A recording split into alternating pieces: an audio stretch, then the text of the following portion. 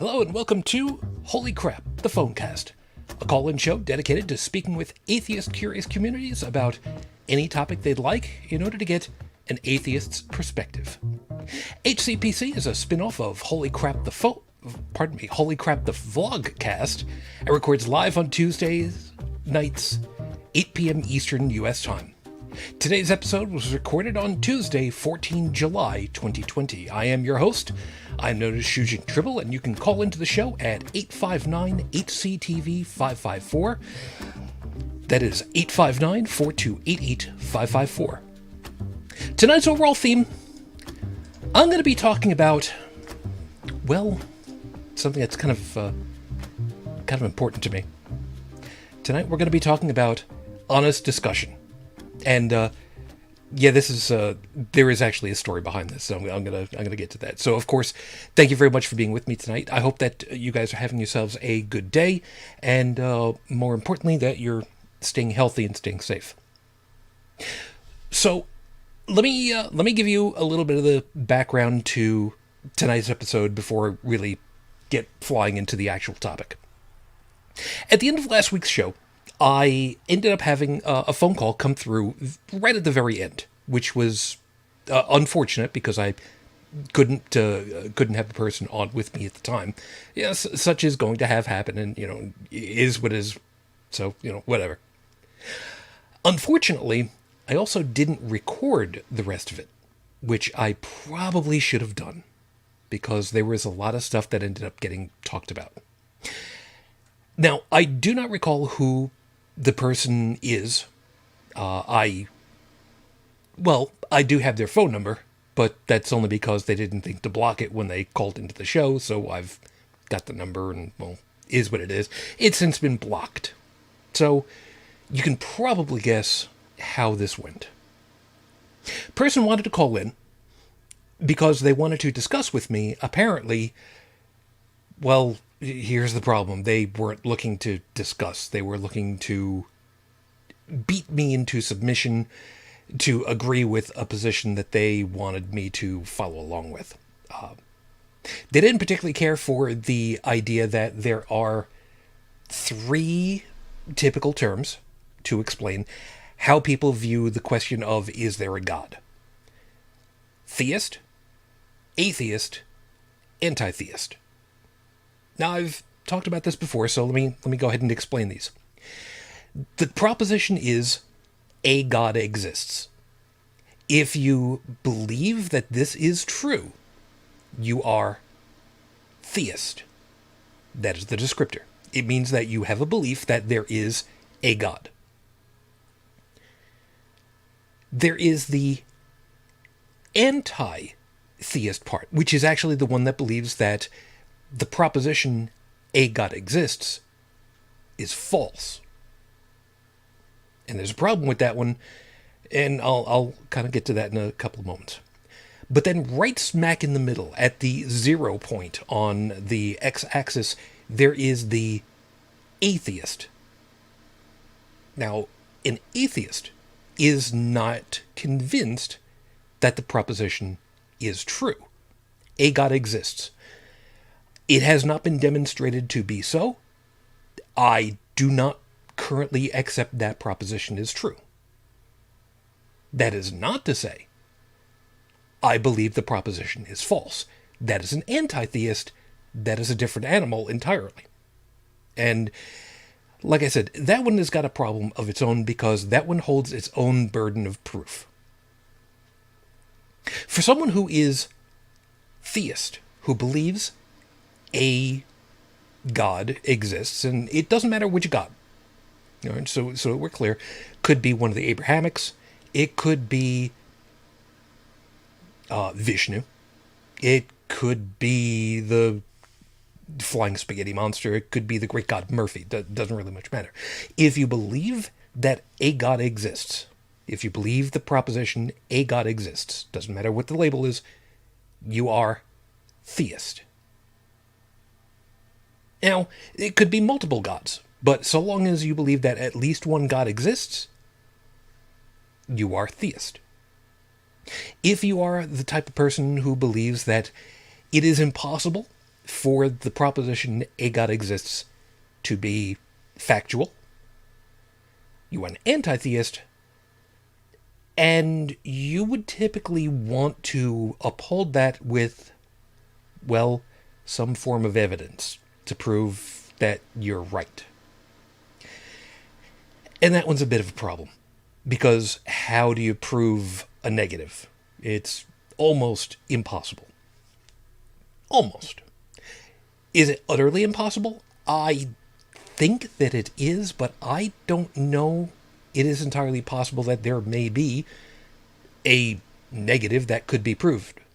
I don't know how, but, I don't deal with logic, so I don't know how to figure out if that's even possible or doable or whatever. So, it is what it is.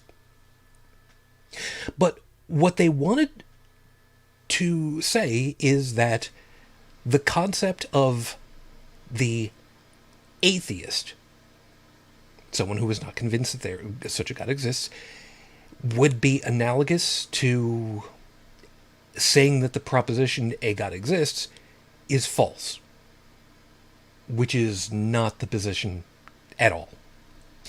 And they also said that they have studied on and read on many different things. They named an author that I recognize the name, but I'll be perfectly honest, I am not what you would call a well-read man.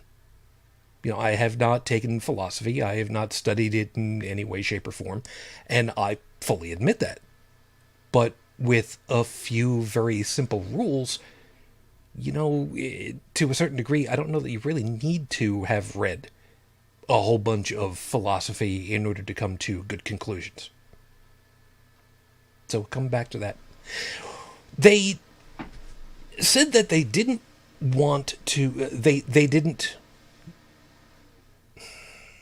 see, now the problem of it is it's a week later, and I will admit I got rattled, which I don't want to be that kind of guy.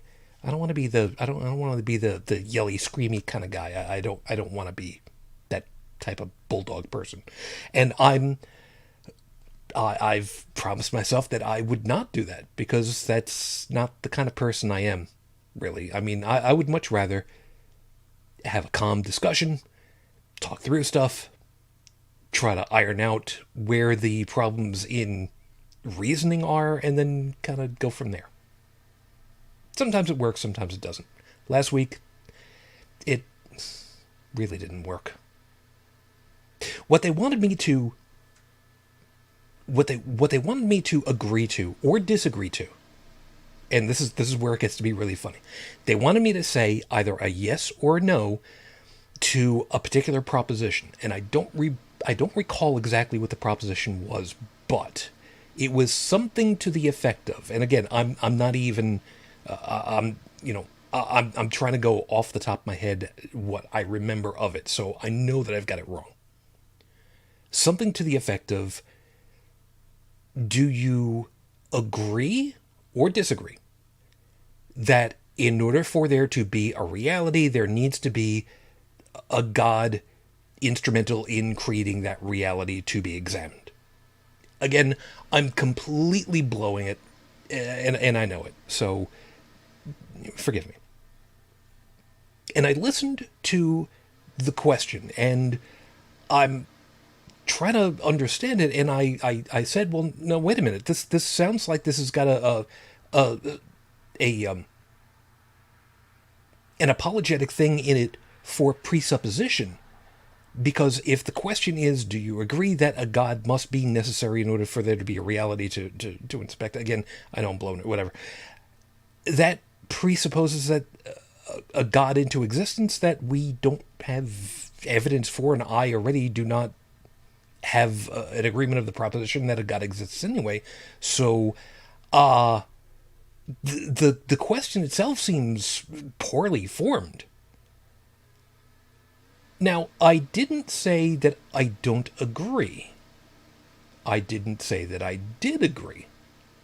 I tried to say, and I tried multiple times, the question seems wrong. The question feels like it has some inherent problems with it, and I'm not fully understanding what the question is actually supposed to be. So I don't know how to even understand the question in order to answer it. And this did not go over at all well, which was unfortunate because, like I said, they kept pummeling at me, insisting that I answer it yes or no, when I'm trying to explain that I can't answer yes or no because I have problems with the question itself. Some people would say, the meta of the question, and okay, I would go with that. But how do you answer a question at all if you have to say, well, I don't know that I actually understand the question that's being asked? So we ended up for several minutes going back and forth on a couple of different things about it, and the minutia of it is not really that important. The piece that I am unhappy about is that I ended up losing my cool. And I wasn't yelling and screaming, but I was definitely raising my voice. And I really shouldn't do that. And I feel bad that I did that. So I've at least learned something from the experience. I got in touch with somebody who has also dealt with various call-in shows and as a host for other events. And I asked how to deal with folks like this, the ones who they feel like they've got this gotcha question, and as soon as they give you the gotcha question, they've got their script, they're ready to go, and as soon as you answer yes or no, boom, they've got you because they've got their question and they're ready to go, and they're ready to go ahead and pummel the poor unsuspecting atheist small time show guy. So and basically came to the conclusion that they were upset that I wasn't following the plan. I was not following the script, and I actually find that to be, well, for lack of a better way of putting it, a good thing. Because, well, it means that they didn't have every eventuality covered, and if they had actually explored it further in an honest way, they might have actually recognized it. So that's what brought this all together, and why tonight's topic is basically the way that it's going to be. So, of course, as always, if you would like to give a call, talk about this topic, or talk about some others, while I'm recording, of course, feel free to do that. 859-HCTV 554, 859-428-8554, and we'll see what we can talk about. Now, the idea of how to talk with folks from an atheist perspective, and it's not always the royal we atheist, but in this particular case, for me, I try to deal with stuff by understanding it, trying to understand as much of it as possible, which is part of the reason why the sister show, HCTV, has got the cast that it does. I want to get as many perspectives as possible from as diverse background as possible, and this way, everyone looks at a problem, everyone looks at a question, everybody looks at an event in different ways.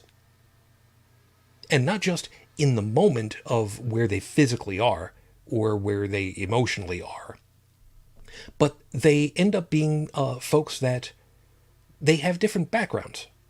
And because of that, they have different expectations, things that they would have otherwise been looking for or would notice, because humans are pattern-seeking creatures. So, we look at stuff and we see different things, partly because as a species we expect to see various things, but also from our backgrounds, we will end up noticing particular items that we might not have otherwise recognized. Perfect example are things like, and I'm bringing this up only because it's extremely topical. The swastika, the bent-armed geometric pattern that unfortunately Germany back in the 1930s took and corrupted into a symbol of hate. And I say it that way because this symbol originally was not a symbol of hatred and human atrocity. It was a religious symbol that had a lot more to do with peace than anything else. And unfortunately, over the years, it's now become synonymous with that hate. The alt-right, well, the neo-Nazis, I guess is probably a better term for it, have been trying to utilize Odin symbols. I don't know if that's the right term for it.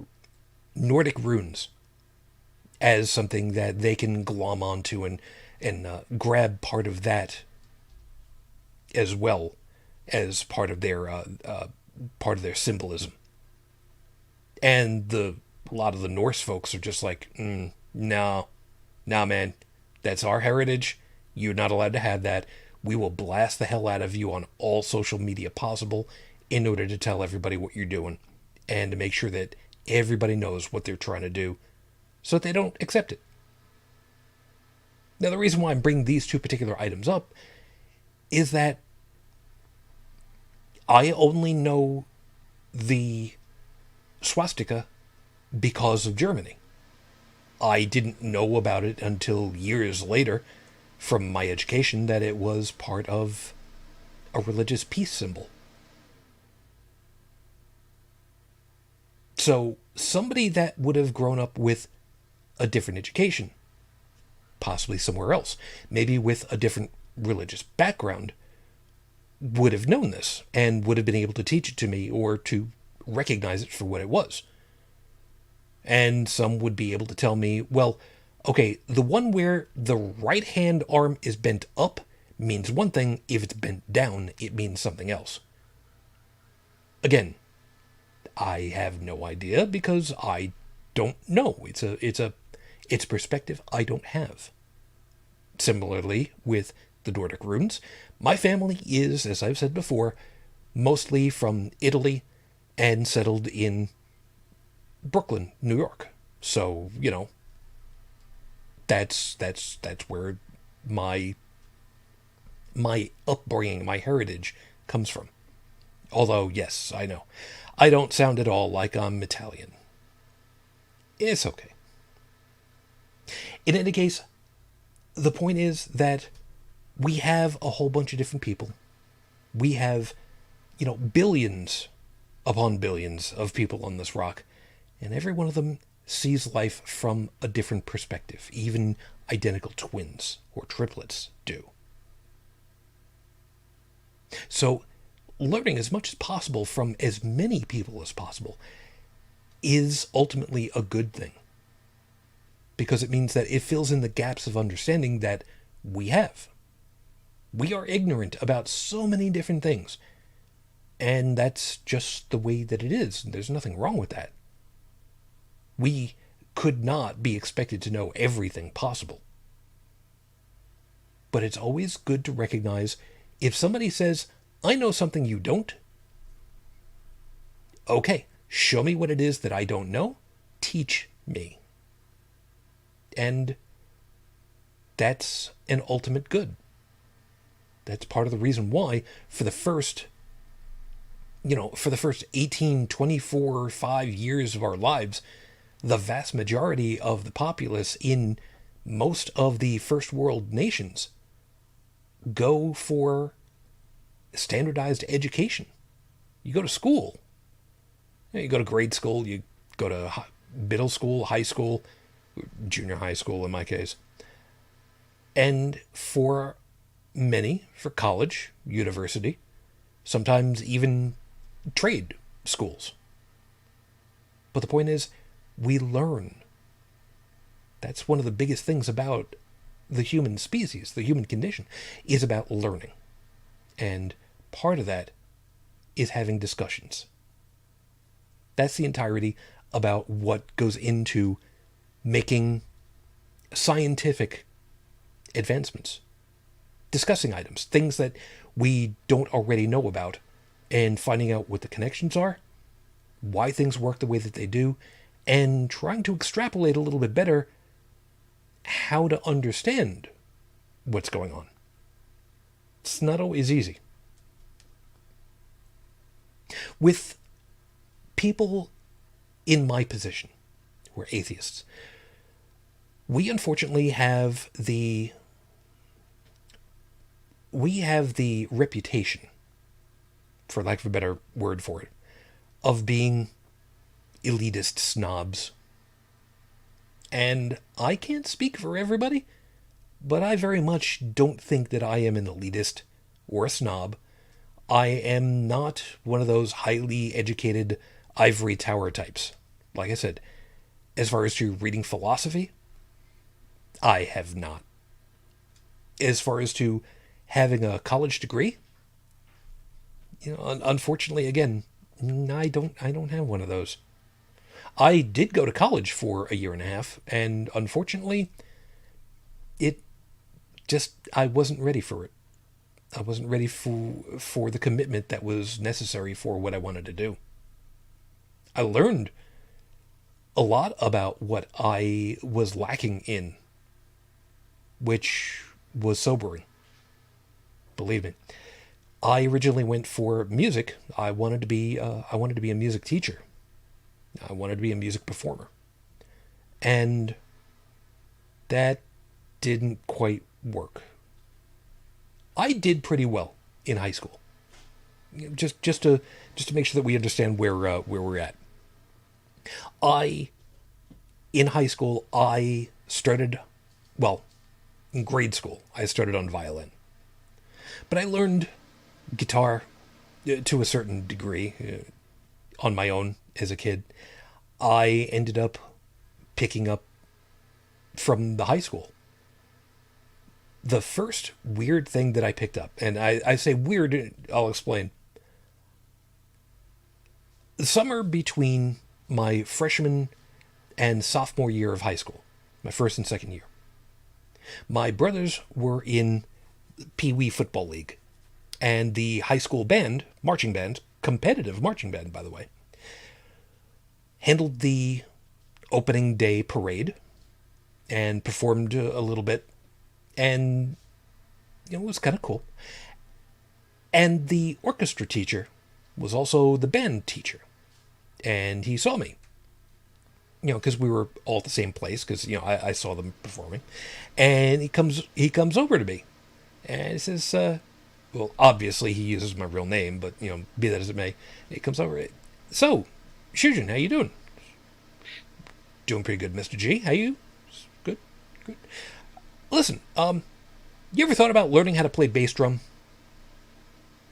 Literally, that was the introduction that I had to how would you like to learn more about music?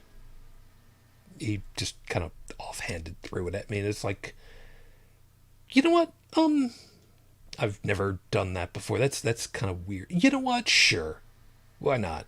Let's do that. So come the beginning of the school year, got together with my guidance counselor, changed around my schedule, and I was in orchestra in the morning and band at the end of the day. Moved a couple things around. Everything was good. And I learned how to play a marching bass drum. I can't begin to tell you how much I had to learn from that experience. I almost broke my wrists. The very first note that I played. We're outside. We've got the marching drums on the ground, and we've got our beater sticks to go with them. And I thought that the way to play it was with both hands at the same time. Thumb. And the reflection that I got, the rebound off of the drum skins on both sides, I felt like I could have just broken my wrists right there because I didn't know what I was doing, because nobody had explained it to me. And then they explained it, and okay, well, that's okay, cool. That's all right. Now I got an idea as to what I'm doing. All right, great. And the first song that I got started on, we learned, we had it written out, so we learned, and I learned something completely new to me at that point also, which was, how do you play an instrument when you are 1/5 of that instrument? Because with marching bass drums, drums are all tuned, whether you knew it or not. And believe it or not, I actually helped to tune the snare drums to a specific pitch based off of a piano. Yes, it's possible to do that. Again, another thing I had no idea about until I was taught. So with the marching bass drums, you have sometimes 3, 4, 5, and they're all tuned differently. One's deeper, one's higher pitch from that, higher pitch from that, higher pitch from that. And if you have a very good musical score, they take that into account so that the drums have different pitches at different points. And for us, fortunately, the guy that wrote our stuff was very melodic. And, well, I learned how to be part of one instrument by being one of 5 guys. And it was a complete departure from anything that I had ever learned before, as far as music was concerned. And I needed to have someone explain it to me. And that's why this works. I didn't argue about how people are supposed to march with these things strapped onto their faces. Well, onto their chest. I didn't argue about how we should all be playing the same damn notes. I listened so that I could understand, okay, what don't I understand yet? And not even worry about what don't I have any information about, because, ignorance is ignorance. There are things that we do know, there are things that we don't know, and I apologize, I had something pop up because operating system is what it is, whatever. But I asked stuff that I was unclear about, and I was given more information. I learned things that I otherwise wouldn't have, that when you're marching, you always step off with your left foot, unless you're the Garfield cadets, in which case it's your right foot. But everybody starts on a left, so that everybody is uniform. I learned that music notation for drums is very different from violin or guitar. I learned how that worked. And because of that, I started to branch off into new information, new musical knowledge, how to play keyboard as opposed to piano, because I'm not a piano player. I can still do chords, but it takes me some time because I'm hugely out of practice. And amongst other things, I eventually learned bass. And before you ask, double bass, as in the orchestra all the way over to the right, the big hunk of wood. Yeah, that's a double bass, a bass violin. And from that, I learned bass guitar. And because of that, because of how quickly I took to that, how much it just worked for me, I had another music teacher who said, you know what? You're really good at this. I wonder how good you are at... Here's a piece of music that you've not seen before. give this a try and see what you think. It was a completely different thing. It didn't have actual notes written on it. It was, well, it had chords written on it, kind of the same way that you would for a guitar. And it was for a walking bass line for a jazz band, for a World War II era big band. Took to it right away. It just worked for me instantly. And that's when I really learned that I adore big band music. So I had the opportunity of playing big band for a couple of years, which was great. I miss that. I still love big band music, love listening to it. And that's, like I said, kind of how I really started to truly explore what it means to learn, to ask about things that you just don't understand, that you don't know about, and to start making connections with things as you go along, which was great. I mean, as you can probably guess from the name that I've used over the years, you know, I've enjoyed Star Trek and science fiction that's attributed to it.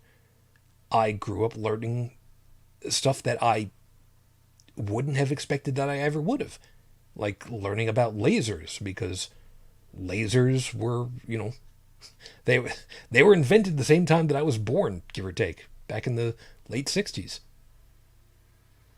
I learned a little bit about how video games happened, because the first quote-unquote video game, if you will, was born back on Long Island at Brookhaven National Labs.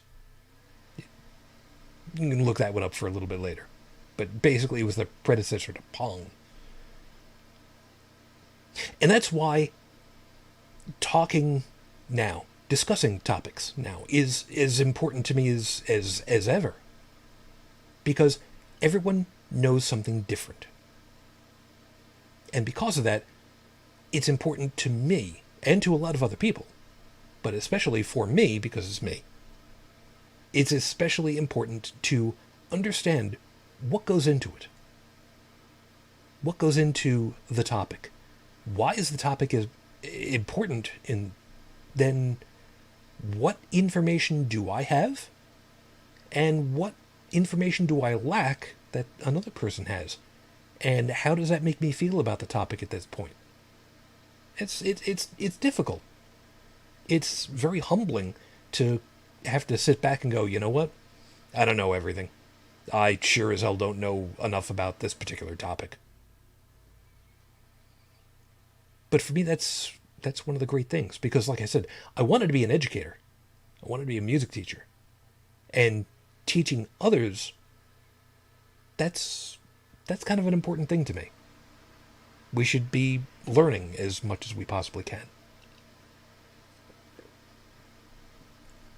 So, if you'd like to join in with me, of course, feel free. 859-HCTV 554, 859-4288-554. And we'll kind of go from here and see what we can talk a little bit further about. So, from this atheist's perspective, discussions, I can speak. I actually can. I'm trying to remember to, you know, have a sip, a drink every once in a while, but I don't want to have too much dead air either at the same time. So it's just, I'm not used to having this type of show where I basically end up talking for a very long time about a topic. It's not very easy. Anyway, so the idea of having discussions, for me, especially where it relates to matters of religion, which itself is an incredibly broad area to discuss, because there are so many different pieces about it. That's something that is not easy to handle sometimes. Like I said, with the conversation that I tried to have last week, I ended up losing my cool.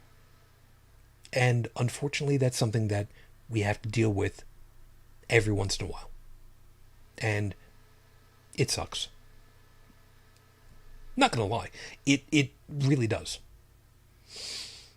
For me, the worst part about it is, excuse me. For me, the worst part about it is when you end up yelling, you end up becoming something that, in the ham radio community, it's typically referred to as an alligator. Somebody who's got a really big mouth, little itty bitty ears. So you'll talk and you'll talk and you'll talk. You'll be very loud and boisterous, and you'll snap at everything that you can, and really not listen to what's being said back. And I don't want to be that person. I want to be the person that actually listens. Listening is really important. And it's not always an easy thing to do. Because some people will think that just because you're quiet, because you're just paying attention and you're not saying anything back, that somehow you don't have anything to say. Or that you're just blowing them off, or you're just ignoring them, when that's not even close to the truth. For me, I try very hard to listen to what people are saying without interrupting as much as possible, and try to remember the important things that I need clarified. As some people say, no, wait a minute, who was it? I think it's been misattributed to Yogi Berra. I don't even remember. But it comes down to, you can learn a lot from someone just by listening. And it's true. If you listen to what someone says, you pick up a good portion of the point that they're trying to make. But there are other pieces that you listen to. The words that they use. Their choice of vocabulary can be very, very important.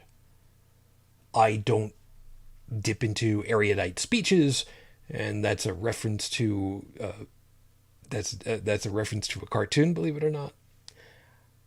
Because I don't feel that I should need to.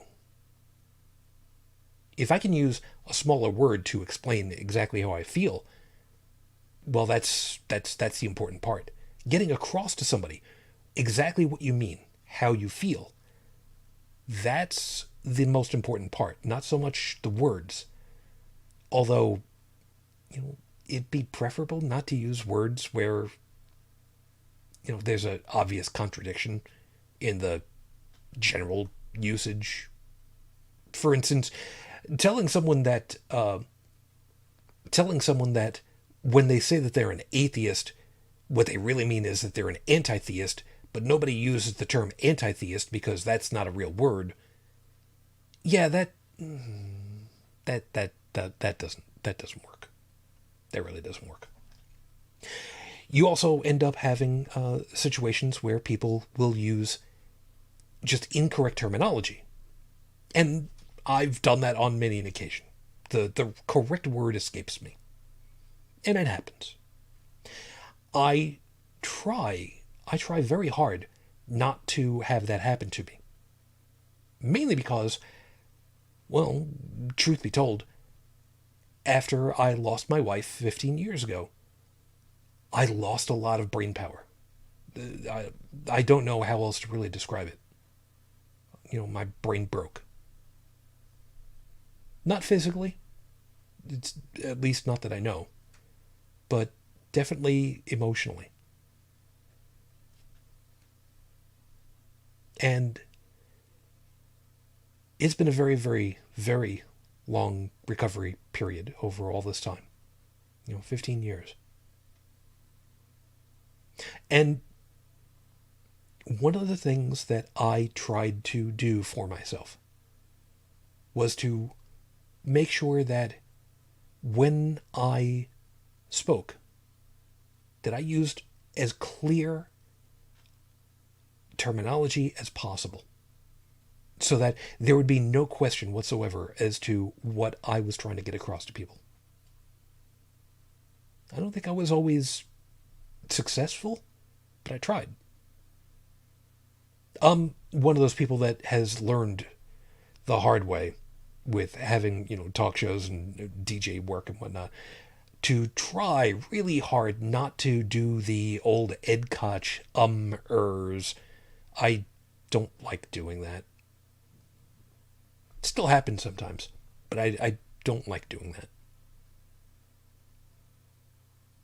So over the years, I've tried very hard to better understand the words that I use, to make sure that I use what is necessary to get my point across, to get a concept from my brain to someone else's brain. And it's not an easy thing to do, but it's fulfilling to be well understood, to have people actually say, you know what, I know exactly what you're talking about. And then they describe however it is that they've understood it and they get it. I like that. I like that a lot. It's very fulfilling. Sorry about that. So for me, talking with people, especially those who are theist, is problematic at times. For me, I've had a long time to deal with no longer being Roman Catholic, which is how I was brought up. Because, like I said, Italian American immigrant family, it of course, Roman Catholic, to be expected. But for me, I've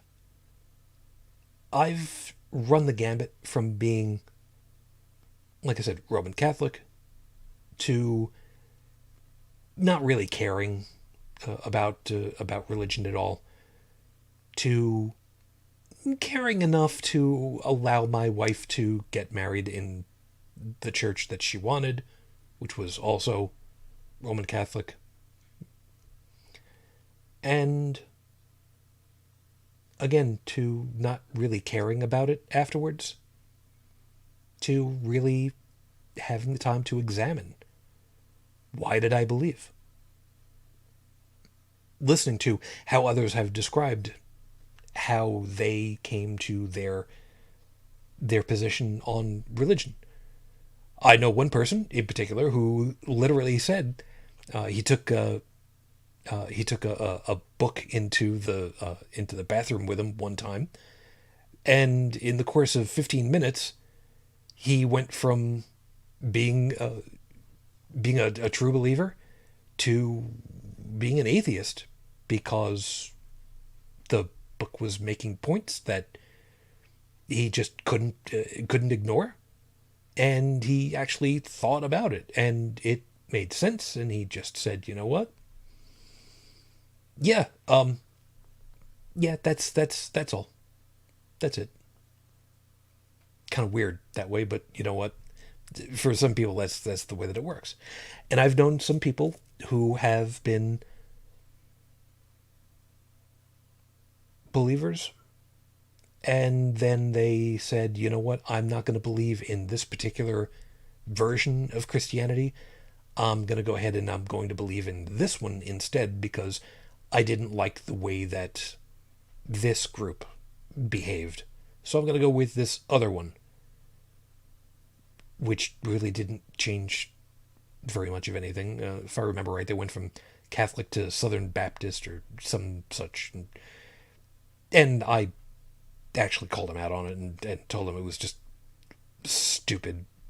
Because, I mean, what is it that you're really trading in? You're trading for Catholic to Catholic light, or whatever it was that I was saying at the time. Anyway. But I don't want to be the person to... All right, I will admit, at the time, I was having a very heated discussion with the person at the time, so I basically pointed out the rationale that they used for going from one to another was just silly, really, when it all comes down to it. I don't want to be that type of person. And I don't want someone who is, I don't want someone who is that kind of upset to, again, be somebody to talk with me. One of the rules that I have about having people on Holy Crap, the Vlogcast, is that I will not invite anyone onto my show who is dishonest. And that's terribly important to me. It's all well and good if you have a belief in something, in a proposition. And I'm not saying belief as in faith, that you accept a particular proposition as true. I respect people having that. However, and this is where the however comes in. If the rationale is bogus, if it is logically unsound, again, for lack of a better terminology for it, I expect that somebody, when they're presented with evidence, properly vetted, properly shown, properly discovered evidence, that they would then take a look and examine whatever this particular belief is and reevaluate it for themselves. Unfortunately, with religion, that doesn't happen nearly as often as we'd like. And by we, I mean me and some other atheists. I can't speak for anybody else, I can only speak for me, but I've heard how others have spoken, so it's not an uncommon concept, is where I'm going with at this point. We'd very much like for there to be people to listen to a topic, to better understand it, to, if you have a discussion, actually discuss. And if something doesn't go your way, not to yell and scream and tell somebody that they're a bad person, basically, but to examine afterwards and find out, was I actually right, or were they actually right about a particular topic? Because if they're right, that means that I've been wrong about my topic, and, well, that's not a good thing to have happen. And that's another part that's problematic. We end up with so many people that, for whatever reason, they do truly believe that if they are wrong about a topic, that somehow that makes them intrinsically bad. And that's just wrong. We all have to learn something every once in a while. And we don't know everything. That's just the way that life is.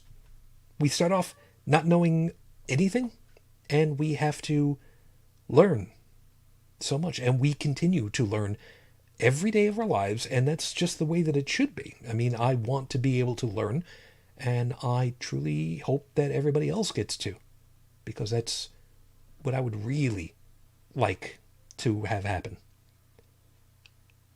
I may not be a teacher, but I would like to think that I have, to me, in some small way, the ability of imparting knowledge.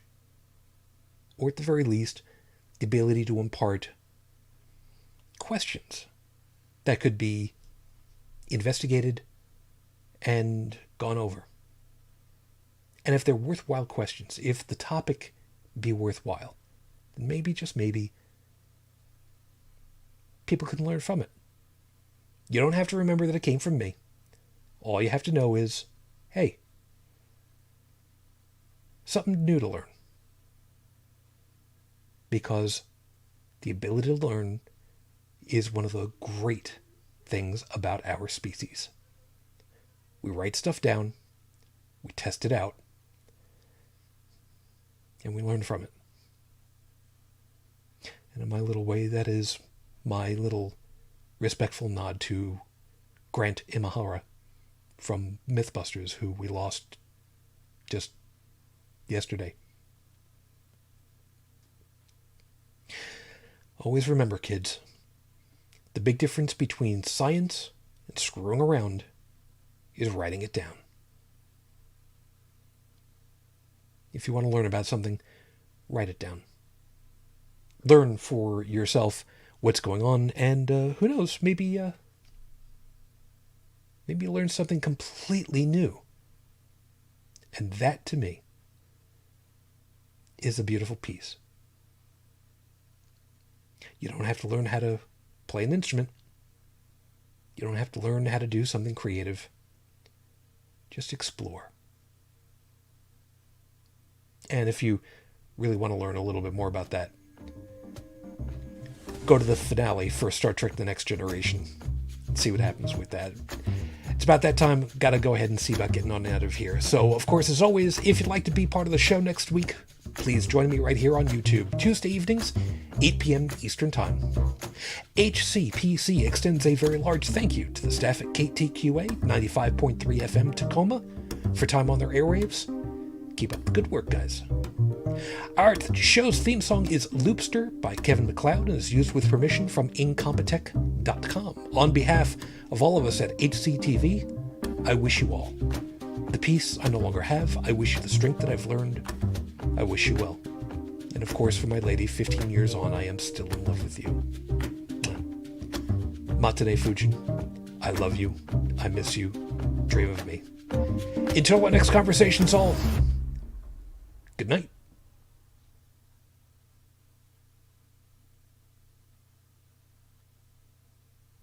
And that is the show.